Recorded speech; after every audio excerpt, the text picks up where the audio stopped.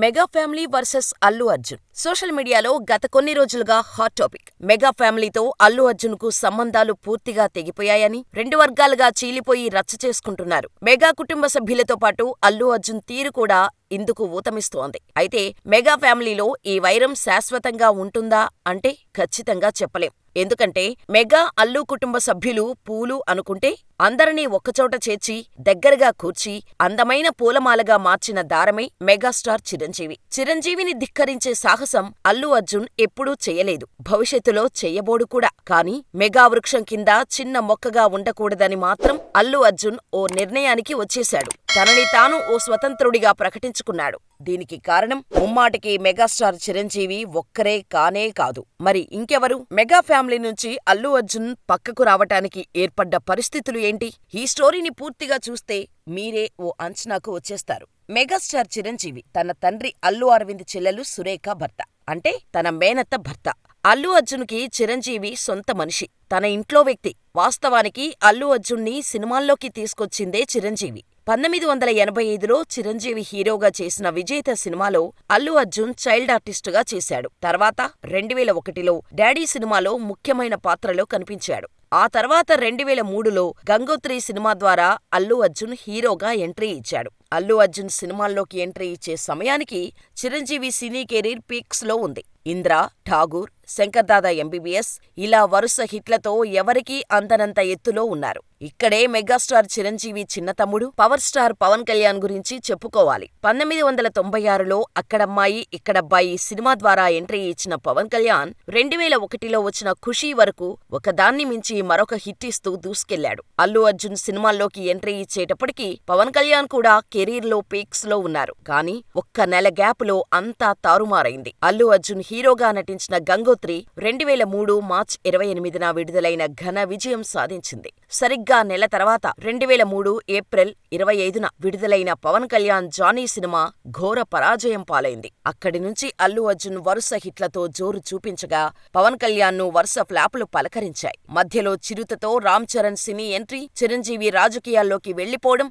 చకచకా జరిగిపోయాయి. 2009లో మగధీర వచ్చినప్పుడు చిరంజీవి తర్వాత తెలుగులో నెంబర్ 1 హీరో రామ్ చరణే అని అల్లు అర్జున్ బహిరంగంగా ప్రకటించాడు. అప్పటి వరకు అల్లు అర్జున్ టైర్ 2 హీరో కిందే లెక్కల్లో ఉండేవాడు. 2012లో గబ్బర్ సింగ్ సినిమాతో పవన్ కళ్యాణ్ మళ్లీ హిట్ ట్రాక్ లోకి వచ్చి తన సత్తా చాటాడు. అదే ఏడాది 2 నెలల గ్యాపులో జులాయి సినిమాతో కమర్షియల్ హీరోగా అల్లు అర్జున్ మరో మెట్టు ఎక్కాడు. 2013లో అత్తారింటికి దారేదితో పవన్ బిగ్గెస్ట్ హిట్ కొడితే 2014లో రేసుగుర్రంతో అల్లు అర్జున్ బ్లాక్ బస్టర్ కొట్టాడు. ఇక్కడ చెప్పుకొచ్చేదేంటంటే సినిమా కలెక్షన్స్, స్టార్డమ్ పరంగా ఎలా చూసుకున్నా 2014 నాటికి పవన్ కళ్యాణ్ కు అల్లు అర్జున్ దాదాపు పోటీ ఇచ్చే స్థాయికి ఎదిగాడు. అదే సమయంలో పవన్ కళ్యాణ్ రాజకీయాల్లోకి ఎంట్రీ ఇచ్చి సినిమాలకు కాస్త దూరం జరిగాడు.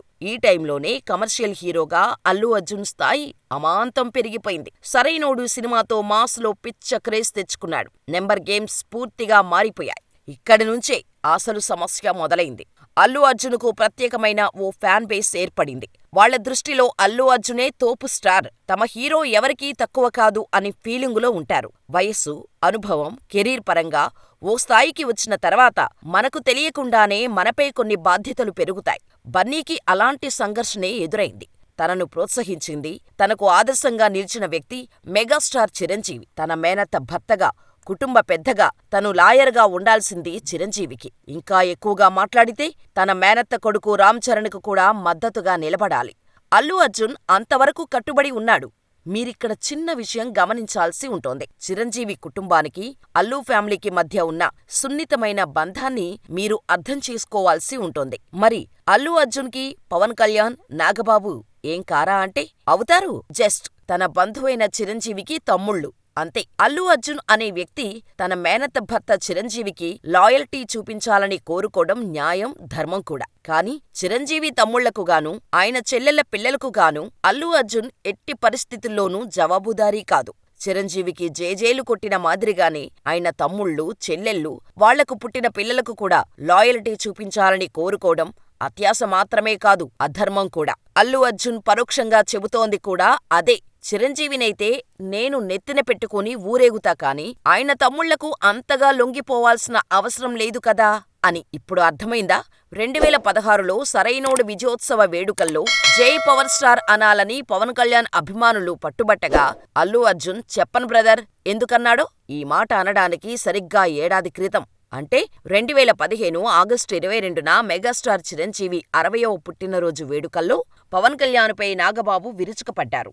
మెగా ఫ్యామిలీలో చిరంజీవి తర్వాతే పవర్ స్టార్ అయినా ఏ స్టార్ అయినా చిరంజీవి 150 సినిమా మొదలు పెడితే ఏ స్టార్లు ఉండరు అని నాగబాబు చెప్పినప్పుడు అల్లు అర్జున్ చాలా గట్టిగా చప్పట్లు కొడుతూ నాగబాబు మాటల్ని బలపరిచాడు. అంటే తాను చిరంజీవికి మాత్రమే విశ్వాసపాత్రుడిని కాని పవన్ కళ్యాణ్కి కాదని 2015లోనే అల్లు అర్జున్ బలమైన సంకేతం ఇచ్చాడు. కాని ప్రతి ఫంక్షన్లో పవన్ కళ్యాణ్ ఫ్యాన్స్ చేసే రచ్చ ఆయనకు జేజేలు కొట్టాలనే అరుపులతో విసుగు చెందినట్టు ఓ ఆడియో ఫంక్షన్లో అల్లు అర్జున్ చాలా క్లియర్గా చెప్పాడు. మెగా హీరోలే కాకుండా ఇతర హీరోల ఆడియో ఫంక్షన్లలో కూడా తమ ఫ్యాన్స్ జై పవన్ కళ్యాణ్ అంటుంటే వాళ్లు ఇబ్బంది పడుతున్నారని, వాళ్లు నేరుగా తన ముందే ఆ బాధను వ్యక్తపరుస్తున్నారని, అలా తలవంపులు తెచ్చే పని చెయ్యొద్దని బన్నీ హితవు పలికాడు. మీరిక్కడ గమనించాల్సింది మరొకటుంది. 2014లో జనసేన పార్టీ స్థాపించిన తర్వాత చిరంజీవి పవన్ కళ్యాణ్కు మధ్య మనస్పర్ధలు తారాస్థాయికి చేరాయి. తన రాజకీయ జీవితాన్ని భూస్థాపితం చేసిన తెలుగుదేశం పార్టీతో పవన్ కళ్యాణ్ అంటకాగటం చిరంజీవి సహించలేకపోయారు. ఈ క్రమంలోనే పవన్ కళ్యాణ్ అభిమానులను ఎన్నో స్టేజ్లపై చిరంజీవి, నాగబాబు దుర్భాషలాడిన సందర్భాలు కోకొల్లలు. 2019 ఎన్నికల్లో పవన్ కళ్యాణ్కు చిరంజీవి మద్దతు ప్రకటించలేదు సరికదా, వైసీపీకి పరోక్షంగా మద్దతు ఇచ్చారన్నది బహిరంగ రహస్యం. కాని 2019 ఎన్నికల్లో అల్లు అర్జున్ నేరుగా భీమవరం వెళ్లి మరీ పవన్ కళ్యాణ్కు మద్దతు ప్రకటించాడు.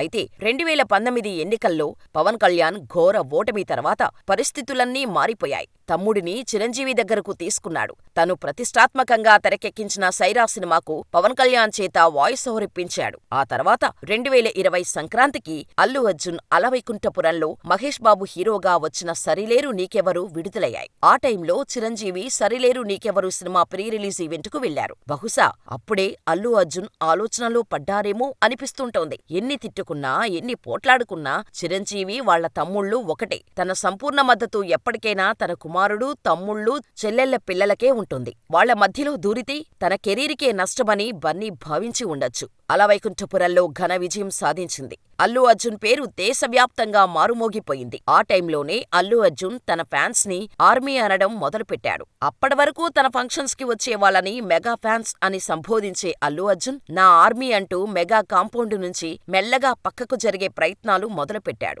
అంతలోనే పుష్ప సినిమా విడుదలైంది. ఆంధ్రప్రదేశ్లో పుష్ప సినిమాను మెగా ఫ్యాన్స్ లైట్ తీసుకున్నారు. తగ్గిన టికెట్ ధరలతో పాటు మెగా ఫ్యాన్స్ సహాయ నిరాకరణతో ఏపీలో పుష్పకు చాలా తక్కువ కలెక్షన్స్ వచ్చాయి. కానీ హిందీలో పుష్ప అఖండ విజయం సాధించింది. Allu Arjun pan India star గా ఎదిగాడు. ఈ క్రమంలోనే చిరంజీవికి ఇవ్వాల్సిన గౌరవం ఇస్తూనే ఆ ఫ్యామిలీలో మిగిలిన వాళ్లకు ఎలాంటి ప్రత్యేక మర్యాదలు ఇవ్వాల్సిన అవసరం లేదనే నిర్ణయానికి అల్లు అర్జున్ వచ్చేసినట్టు అతన్ని మాటల్ని బట్టి తెలుస్తోంది. ఇంతలో 2024 ఎన్నికలు రానే వచ్చాయి. అల్లు అర్జున్ నేరుగా నంద్యాల వెళ్లి తన స్నేహితుడు వైసీపీ ఎమ్మెల్యే శిల్పా రవిచంద్రారెడ్డికి మద్దతుగా ప్రకటించాడు. ఇక్కడ మెగా ఫ్యాన్స్ కి గాని ప్రజలకు కాని అల్లు అర్జున్ నంద్యాల వెళ్లడం మాత్రమే కనిపించింది. కానీ దాని వెనక జనసేన పార్టీలో జరిగిన రాజకీయం ఎవరూ గమనించలేదు. జనసేన పార్టీ అధినేత పవన్ కళ్యాణ్కు తన అన్నయ్య చిరంజీవి అంటే ఎనలేని ప్రేమ, గౌరవం. 2009లో ప్రజారాజ్యం పార్టీ పెట్టినప్పుడు సొంత వాళ్లే చిరంజీవికి వెన్నుపోటు పొడిచారని, వాళ్లను తాను వదిలిపెట్టబోరని పవన్ పలు సందర్భాల్లో చెప్పాడు.